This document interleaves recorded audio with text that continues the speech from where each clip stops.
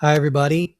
So, you're probably still hearing a lot about AI, probably still being tasked to do a lot of things with regard to planning for AI and how AI might be changing your job, or you're worried about how it may be changing your job, or if it's going to be taking your job, and all the other things that we're hearing about. Well, it's time we get down again to some brass tacks about AI, what it really means. And we're going to find out that we're actually in the middle of a story that started some time ago, and we are just midstream, not even at the beginning. So sit tight, buckle in, and let's get ready to do our daily dance.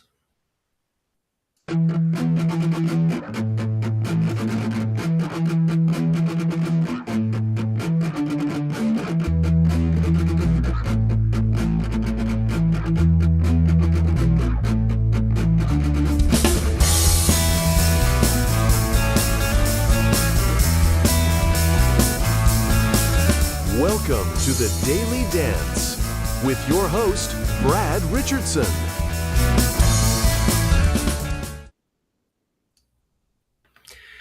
Well, here we are again. Happy Monday to everybody. I hope that your Monday has gone well.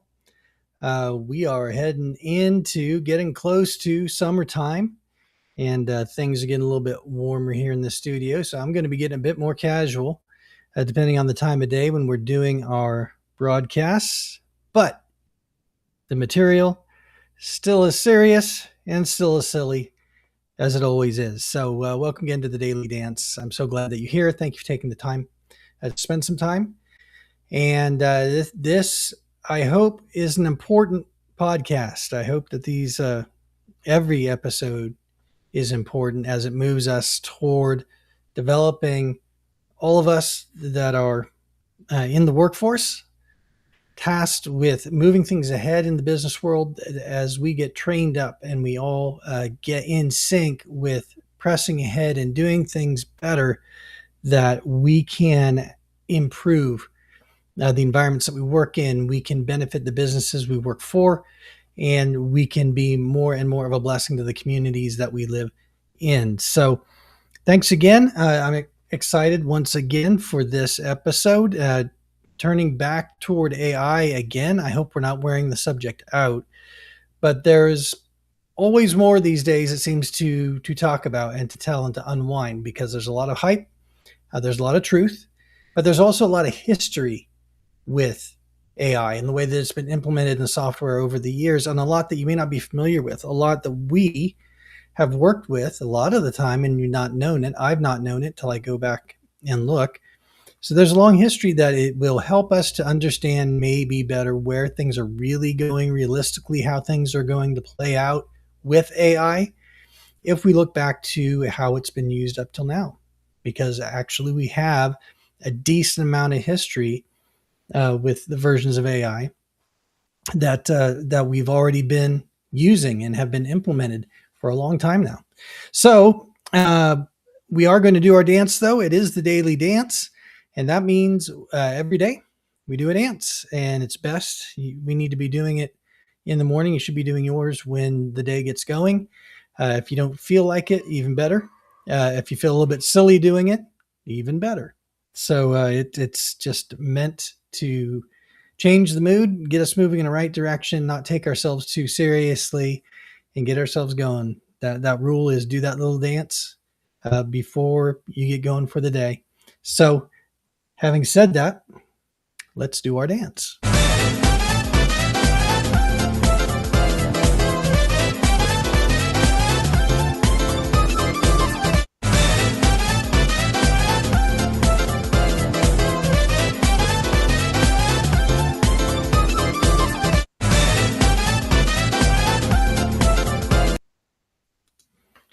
All right. Everybody danced up? Everybody ready? Good.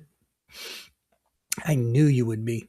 So we are looking at AI again, but this time we are looking at how AI has already been present in a lot of ways and a lot of implementations in what we've already been using, and the tools that are going to be available to you, that are available to you right now, AI implementations within software that you already use. It's it's doesn't have to be as big of a deal as we want to make it out to be. It doesn't have to be as big of a shift even as we want to make it out to be. Now, I do hear some of you uh, in the back saying, "But yes, this is a very different AI, and now it's Gen AI, and man, it can do so much more." It is evolving. It's evolving, but that's what we're going to focus on. That's what we're going to look at. Evolution of AI, evolution versus revolution, right? Because uh, whenever whenever there are shifts, what are our marketing departments always going to do? And this is not even necessarily a slam against them. This is their job, but it's their job to hype things up. We have people and we have positions within our organizations. It's their job to be the hype man, and they're doing their job when they do that. And then we get all flustered when the hype doesn't come to pass.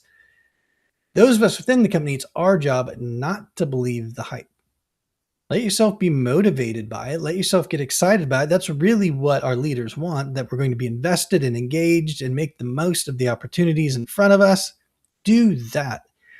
But you can do that without buying into all the hype, all of the unrealistic hype, and hype that may not even pertain to you in your position or your job or the sector of business that you work in. But because everybody else is talking about a new technology or a new process or a new methodology, and everybody gets afraid of getting left behind, and so here we go. And now it's come to you, and you're being tasked with trying to figure out how to come up with, in this case, an AI strategy when maybe there isn't one really for you to be had, not in the way that everybody's thinking about. So before we get too deep in those weeds, the starting point for me, though, is the saying, the rule that I always have: optimize and then automate. Optimize and then automate. This matters so much to us because part of what we're going to see in looking at uh, AI and the history of it is that we have a lot of tools at our disposal already that we've had for a long time that we don't use, and it's because we never do this first step.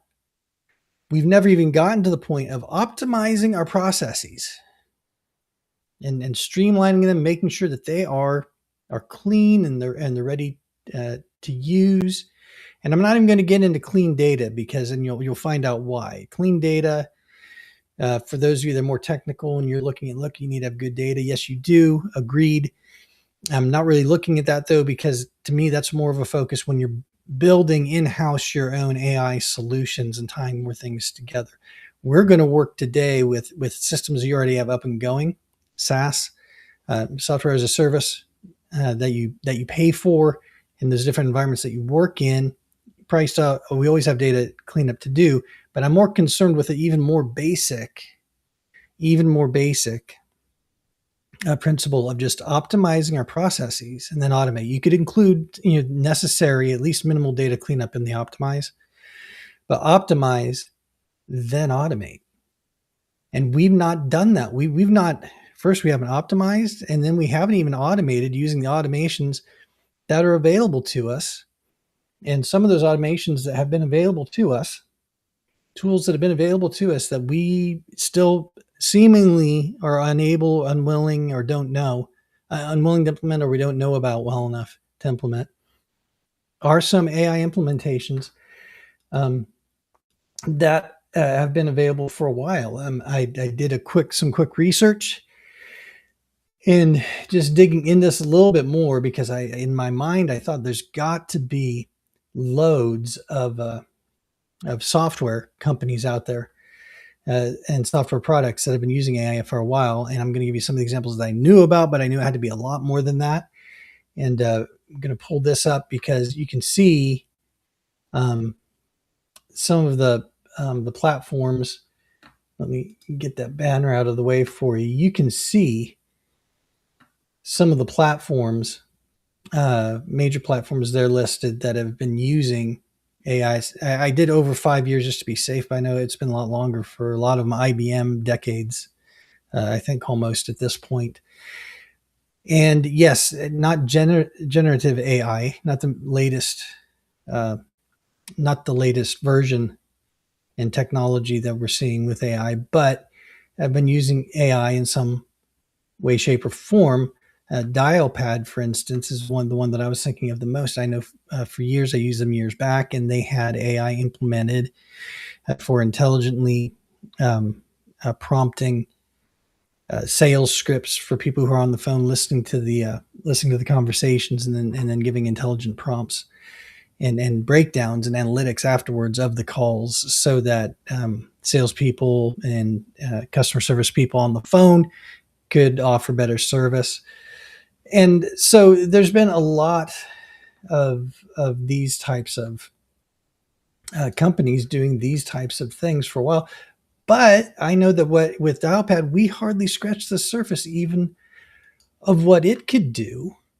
And uh, I know that it's true for so many of these other platforms. Salesforce, it's the same thing. There's so many tools and so many abilities in these tools that we don't use. And then generative AI comes along and everybody's so hyped up because it can do all these neat things. But guys, to a large extent, most of what I'm seeing in the way it's realistically going to be used, it is a next step in automations that we can build out. More intelligent automations, yes, but it is an evolution more so than a revolution. And just little stats on the number of companies that already have some kind of AI element implemented in their platforms, just the percentages.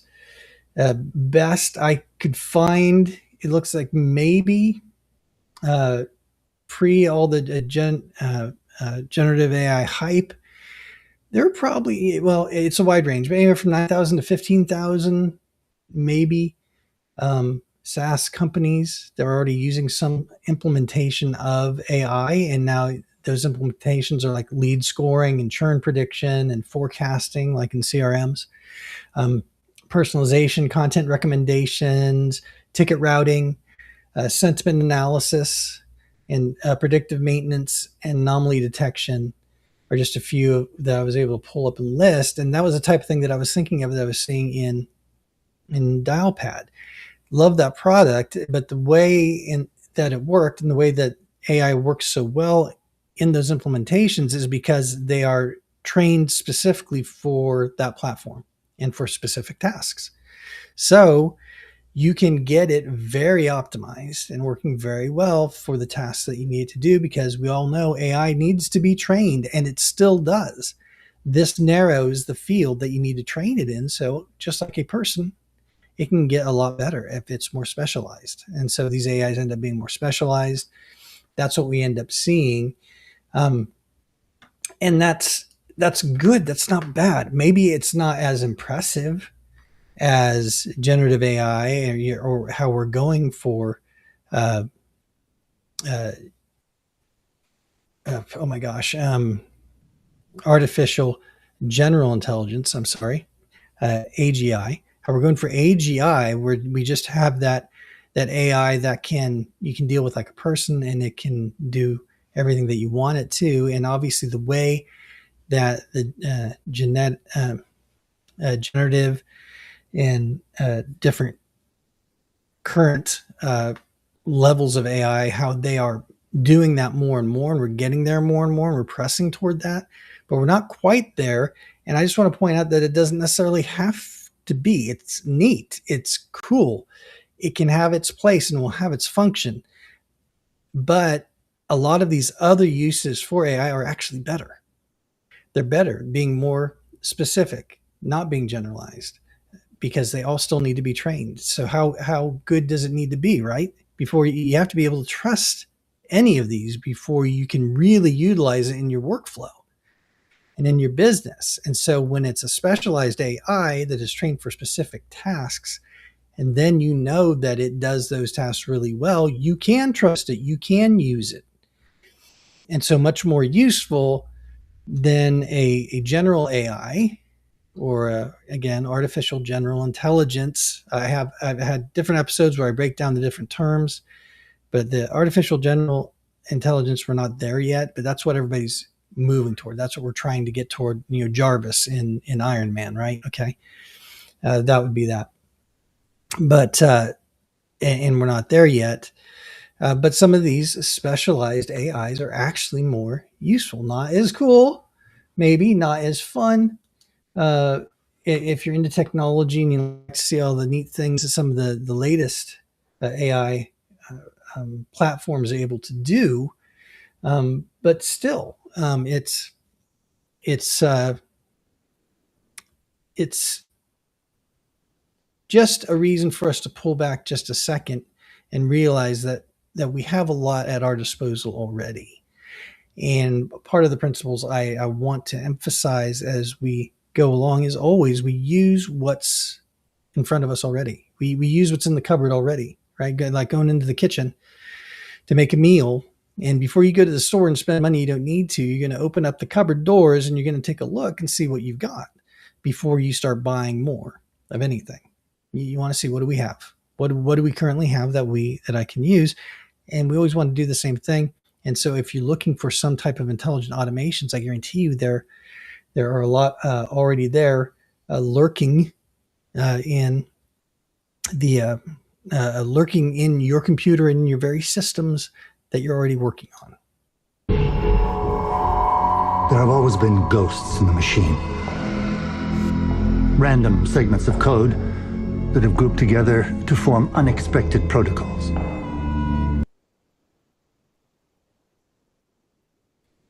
Maybe a little creepier than we want, but you get the idea. We're not quite at iRobot yet, uh, but we are trying to get there, aren't we? That's seemingly what everybody's pressing for. But we do have those ghosts in the machine. We do have the AI already present in so many of those platforms, like we looked at, that you may already be working on. And especially since it's getting integrated into Microsoft's ecosystem, it's getting integrated into Google's ecosystem, and that's actually been happening in other ways prior to uh, having this latest generation become available. My encouragement in that is to go ahead and make sure that you are utilizing everything that's available to you there as much as you can. That will show up in different ways. When I was using Procore, they're implementing an AI layer, and in that's going to allow for a lot of helpful things like automated building out of workflows, and that's going to be happening, I think, is happening in Salesforce as well. Different platforms where they're integrating AI into their uh, platform, into their environment, and then it's going to help you within that environment to do more, to operate more intelligently, to be able to do natural language prompts and create some of the things you need to within those platforms. But you see, that's a very different thing than thinking that we need to have an AI strategy because we're going to hire developers or we're going to use AI to build our own custom software and then do that sort of thing. So, need to differentiate between the two, because some companies will do the latter, but those are going to be your larger companies. Or if you have some custom software that you want to build that is going to give you a strategic advantage, then yes, obviously you're going to do that. But for most companies, that's not the case. And I'm sorry, but so many that I've worked for, everybody thinks they've got an idea that's going to be so unique that they need to have a custom software build to be able to execute on their idea. And that really isn't the case. If you're using Salesforce or Odoo or Procore or so many of these other platforms, look there first. That's your platform. Those aren't just pieces of software. You may be using Salesforce as a great example. You may be using Salesforce simply as a CRM because that's how it was known, that's how it was initially used. But Salesforce is an entire platform, an ecosystem where you can do so much. And so many of the things you want to do, if you are a business leader or owner and you want to move fast and be able to develop and try different things, maybe you're of the fail faster mentality, you want to do that within the platform that you have because that gives you guardrails. That provides safety and it already does so much of the heavy lifting for you without you having to take risky investments, and allows you to build out custom solutions to your business, customized enough for you to uh, do your business better. But you still have to, before you even get into all that. Now let's reel all that back, because before you do all that, you still do need to optimize before you do all this AI stuff, because this AI stuff is another automation in a sense. It's allowing you to automate processes. It's allowing you to have things done for you, and you need to know that those are going to be right. Those are going to be right. You have to have it down so solid, because if you have inefficiency in your process, if you have errors and things that break, automating a broken process is not going to fix it. It's just going to make it break faster. And if you do that with AI, then it's going to hide it even better. And you may not know of the breakage until it's too late. So you still need to optimize and then automate, but you do want to look at what's in um, your toolbox, right? What you already have at your disposal, depending on the platforms that you're using. What does Microsoft provide for you? What does Google provide for you? What does Salesforce or Odoo or Dialpad or any other platform? What do they provide for you that allows you to implement and some AI functionality and get you some of the advantage of what AI, the advantage AI is really getting us, being able to talk to a machine in a more natural way, or to have it go through heaps of data that would take a human way too long, but it can do very quickly. There's a few things, specialized things that's very good at. And so leverage that. That's fine, but it does not mean you have to build out a custom AI solution. All of the big software players are already doing that for you. And you need to look at how are they implementing that in the platforms that you use. Have a talk with your representatives and find out how the best way is to implement those things. You may say, well, those are going to cost money, those extra features. Well, guess what? Just about any implementation of AI in some way, shape, or form is going to cost you more.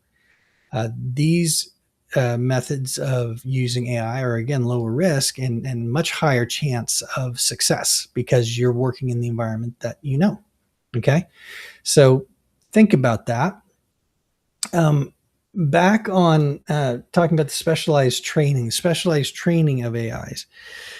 Don't look past all of these AI implementations that have already been there. And I'll have to keep mentioning Dialpad because it's the one I'm most familiar with, but all the platforms I listed before, they have them where they're implementing these artificial intelligence implementations that are trained for more specific tasks. And don't be turned off by that just because it's not the latest and greatest. It could be more valuable to you if you'd actually utilize it. And it's a good question to ask. Are we already utilizing some of the AI options that are offered to us on our platform? Are we utilizing that? Are we maximizing that? If we're not, what makes us think we're going to implement the newest generation of AI, which is probably going to cost us even more? What makes us think that we're going to implement that and stay with it and follow through on it if we haven't shown that we can do so with some of the simpler implementations that are already available to us? We haven't seriously looked at it and evaluated and know whether that's going to be an advantage to us. So, in other words, are you just being seduced by the coolness of the new AI features, being able to talk to your computer and tell it what you want? The natural language queries, which is useful. It's not that it's not useful, but you have to evaluate it in the context of your business and what you're trying to get done. And the thing that's going to hinder you the most is bad habits. Not optimizing first, not having the discipline to follow through on initiatives. Why go ahead and do all that again with AI simply because generative AI is a new technology that everybody else is using? Do you really want to waste your time and money going that way. If you take the time to optimize your processes, take the time to optimize uh, the way your departments work, and make sure that there's enforcement and enough discipline and enough buy-in, and you have a system for getting that type of buy-in and agreement amongst your departments. If you take the time to make sure that's actually there in your company first, you might be surprised how far ahead you already are without implementing any new technologies at all, because that's going to be a huge win. And then when you do want to implement some new technologies, you're going to be light years ahead, because you're going to have a culture that is used to following through, adhering to agreed upon guidelines with regard to the platforms you're going to use and how you're going to use them. And this is all just taking advantage of the specialized training that that these systems already have. They've been trained for you already. These are some of these have been already in use 5 or 10 years, and that means they've been trained for that amount of time and have that much. Uh, what is it? Have that much information and process already baked into them, and have been proven out and have been proven reliable. So much more testing going on, and much lower risk there. And having that specialized training, it's like hiring a professional with loads of experience as opposed to someone who's new to the job. Some of the Gen AI agents, you're going to have to still train them up. These other ones that have been around a while, they're already trained. They already know how to do their stuff. So what exactly are we doing? Don't worry, it's all part of the plan. We are professionals. Hey, get that out of your mouth. So, don't be afraid, even though it's not as cool, to trust the AI implementations that are already there, and ask. And a lot of these companies, it helps to ask, because a lot of them are going to be trying to sell you on the fact that they too are now implementing generative AI and the latest generation of AI tools in their suites. But don't go ahead and dig and ask them, well, how long have you been using? How long has this actually been available to us? Find out how long they've been developing it. And the companies that have already been working like that already anyway, when they implement the new versions of AI, and a much better chance of success, because they're not just bolting this on. They've already been working with an AI mindset, and they already have a mindset of where AI can actually benefit their product, and not just be slapping on to be able to say, oh yeah, you can use AI just like most of us are for scanning documents. Wow, you can generate an AI document within our platform now. Well, that's great. You can do that in Word. You can do that in a lot of different software. So they'll have a much better implementation. Chances are. And so again, you got to remember that so much of this, then, like with so much of our software, it's right in front of you. It's right in front of you. We have so much technology, so much technological advancement at our disposal, just our phones, right? Let alone our computers, the software that we're using now. It's so advanced compared to what we use it for. We underutilize vast majority of the software that's at our disposal. I'd have to look up the statistics I had at one time, but it's something to the extent of 60% of all features go unused in the software we have. Expensive software that we're paying for. Platforms that can really be leveraged to allow businesses to be very effective, very efficient, and yet we don't take the time to dig in and find out what our software can actually do. We don't dig in to find out what our computers can do. So with all of this AI goodness, again, right in front of you, ITSM tools like ServiceNow and Freshservice. If you're an IT worker, they have IT layers to them and allow you to do very intelligent routing, and can actually remove a lot of the busy work from your day, and that's all built in to the software that you use. But you see, this changes a lot of the conversation that we have or want to have regarding uh, regarding AI, um, because it's not about it's not so much about having a roadmap, an AI roadmap, where we're custom building out everything and we need to know what AI platform to go with and all of this sort of thing. It really is, well, we use this platform already. We're already on Odoo. We're already on Salesforce. We're already on whatever. And here is the way that they're implementing AI. This is what they're making available to us so that we can do things more efficiently within our environment, right? If you're using an ERP system, and a lot of the platforms that I mentioned, by the way, you could leverage to build out an ERP system as well. But you can look at those and say, okay, what AI tools are they integrating that we can use to get more efficient, to be more effective? And that's your AI roadmap right there. And I know you'll have a lot of pressure because people want something maybe cooler, they want it more custom, all of that. But I'm telling you, this is the place for most companies to start, because really you don't want to do more work than you have to.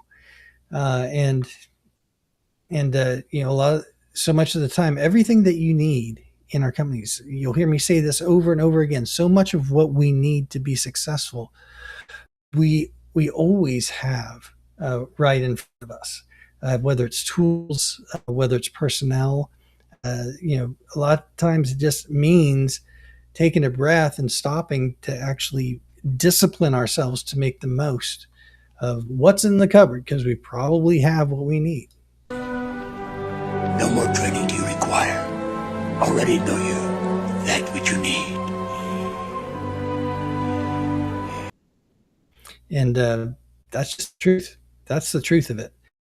Uh, and not as fun, maybe not as exciting, but that's the truth. So, uh, just quick review. What we're looking at is just that you want to optimize and automate. You want to realize that a lot of these AIs that have these specialized functions and trainings that have been baked into software for a long time, you want to maximize those, uh, and that so much of what you need with regard to your technology, the things that you need done, the ability that you need is right there in front of you in the software that you have more often than not. And even if it isn't perfect, it's still always better to optimize the software that you have. You're already paying for it. You already know it. Everybody's already familiar with it. Optimize that. That just like shifting a car, right? It's like shifting gears. You want to rev that thing until it gets up to a good shift point before you kick it into the next gear. So do that with your software. Make the most out of what you have now, and that goes for AI as well. And you've been utilizing, again, going to repeat it, you've been utilizing loads of software that's had AI enabled functions for a long time. It just wasn't a big deal. There wasn't a big hype being made about it. Now there is, because there's a lot more money flowing in to the AI market. But don't get sucked into that. For your job, you want to be able to make money. You want to be able to have your business be successful. And that means don't just make the AI companies rich. Go ahead and see what your platforms are doing with regard to how they are uh, implementing AI. Get with your representatives, pay for some extra time to do that and have the extra training so that you can optimize your platforms and maximize their AI tools best way possible. And you'll be light years ahead. Now, if you do all that, and then you get to the end of it and you realize, oh, are still other things that we could do to improve.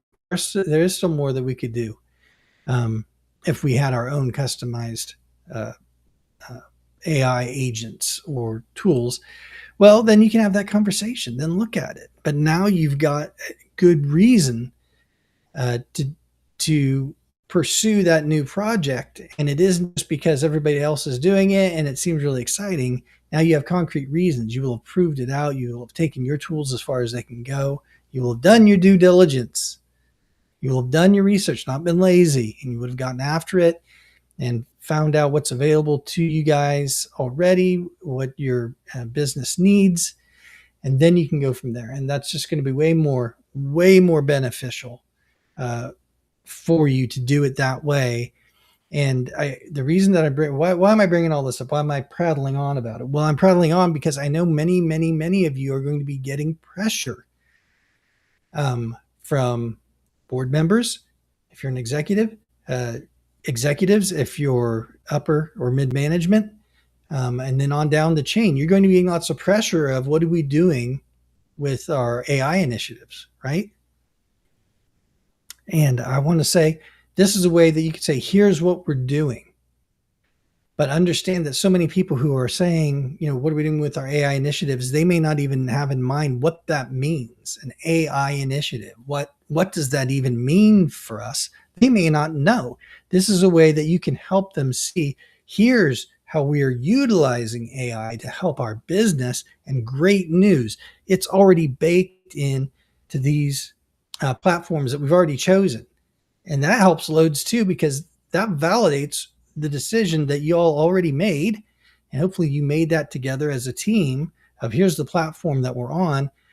And by the way, it already has AI being implemented in it. So we don't need to take this huge risk of building our own thing. We can simply go ahead and we can implement and we can leverage what they're implementing. Let's put it that way. We can leverage what they're implementing and get the benefits of AI within our platform at a much lower risk and a much lower cost. And it's inside of an environment that everybody already knows how to use. So, right. And there's other benefits as well that you could go on about. So you're going to help your company. You're going to help whoever you report to answer that question. What's our AI initiative? What are we doing with AI? Here's what you're doing with AI. And it's not a cop out. It's not saying we're just going to do this because we don't want to tackle the big project. No, it's saying we need to walk before we run. And this makes more sense for us financially. It makes more sense operationally. It's going to be less disruptive, and it's going to allow us to see the benefits of AI in our company much faster.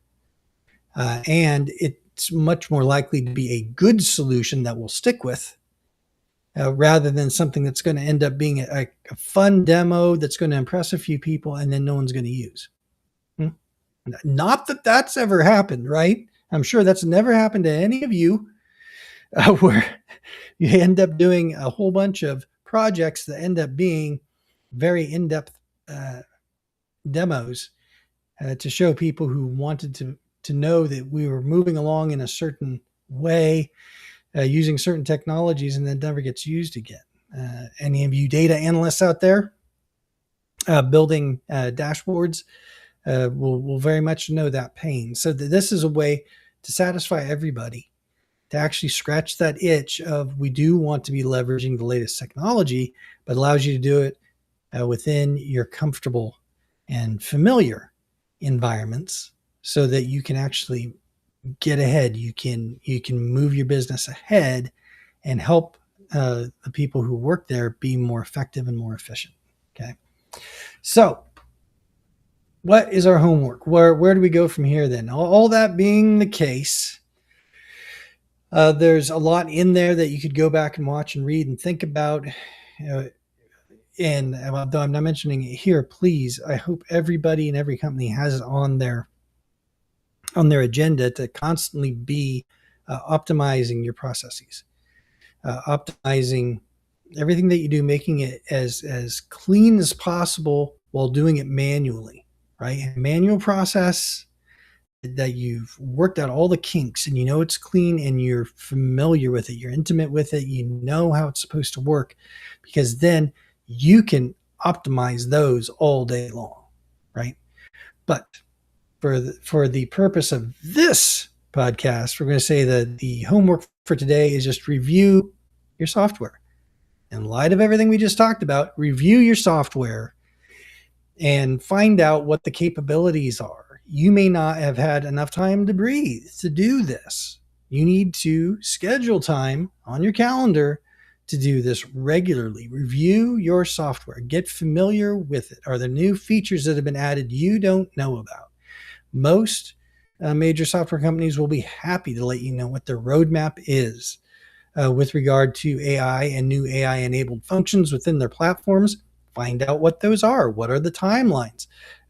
How and make sure you're not just hoarding all that information. It's good to bring in people who have hands on the work that you do and show those things to them, because sometimes light bulbs are going to go off in their head where they see a feature and they realize it may have meant nothing to you, but they're going to look at it and go, oh, that could really benefit us in this way.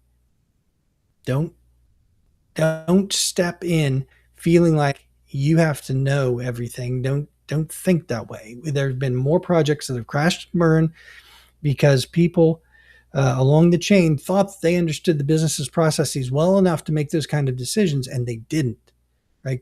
Because it's just too much. It is too much. These are things you do need to do as a team. The best thing that you can do, if you're the one reviewing the software, looking at it, going, how is AI being enabled in here, is to present that to your teams in a way that you can have good discussions and ask good questions about how might this benefit us?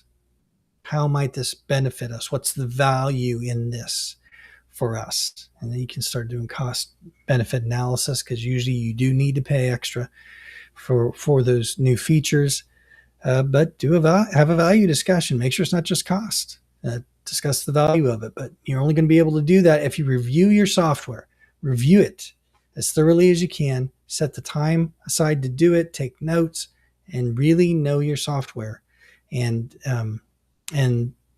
I've even at times, because it can be a lot. So you can also just set up meetings where you have your stakeholders meeting with your vendors, for your vendor to give presentations of what they know real well already of all the capabilities of their new features. And again, getting all that in front of your stakeholders so that someone who otherwise we may have missed a possibility of how this might be used, and that person, because of their position, they're going to see the new features that are being presented, and they're going to get the great idea of, this is how we can use that. This can benefit us. And I've seen people get so excited. And the sad part is, though, sometimes it's getting excited over features that have existed in that software for a long time. Like, we've always had the ability to do it. It's just we didn't get the information to the right person so that they could connect the dots, and that we could realize, oh, yeah, we could do that. And suddenly that software you've already been paying for becomes a lot more valuable to you. Those are huge wins. And you want to be able to do that through all your software, throughout your whole organization. You do that regularly, thoroughly, and then you are going to have a bunch of excited users as you move the ball forward on your software's capabilities, and they will start to take ownership of it, because they're doing how it can be used. They get excited about it. They're going to take ownership of your software platforms in a good way. And you're not going to have to look over anybody's shoulder at that point to make sure they're using the approved software, because they're going to want to. You've done this together. You've walked through it together as a team. And now you're able to implement the latest and greatest features within your software platform. And in this case, the latest and greatest AI features within your software platform. So that's all I have for today. Went a little bit long. I apologize for that, but I trust this was beneficial. I just want to give you enough ammo and enough encouragement to be able to step in and really make a difference when you're dealing with all these AI discussions, so that you don't get down any kind of cul-de-sacs, run down any rabbit trails with regard to AI, but you find ways that the new technologies can really benefit you and your team. And this is how you will move things forward and optimize the systems you already have and maximize them. And that has to be the constant goal and mentality. And Yeah, and you can do this. This is simple to do. That's the other thing, because it's software. It's things you're finding, things you already have. It's just a matter of doing the legwork, finding what you already have available, and then presenting it in a way that it's accessible to the stakeholders so they can connect the dots, and then away you go. And everyone wins. Everyone will benefit. So I hope that helps. Thanks again for tuning in. I really appreciate it. Please continue to follow us. You can follow us on Rumble. You can follow us on YouTube. You can also on Locals. I would love for more people. If you need to sign up, please sign up in Locals. It's a great platform, and you can sign up to follow us there. And then eventually, hopefully, we'll be able to develop a little community there where we can have discussions around these topics that can be beneficial. This is really designed to be your daily, or in this case, recently, almost daily, a meeting where you can get together. So even as you bounce between jobs, maybe the way the job markets are these days, you have a consistent place to come and get the type of training that hopefully your companies that you're at are giving you as well. But then that way, as you bounce and the level of that goes up and down, that you have a consistent source and a consistent community that hopefully receives some encouragement and then some ideas on how you can move things along in your career and navigate these crazy times that we're living in. So appreciate any minutes that you spend here. Hopefully we will be able to stay on track this week with some more episodes, and I will try to keep everybody informed of that. And please tell your friends, tell your family, get more and more people subscribed so you can get notified when there are new episodes. I realize not every episode will be for everyone, but if you get notified, then you can see what we're doing each day, and hopefully you will find it beneficial enough to tune in. We would love to have you here. So thanks again for tuning in to Daily Dance.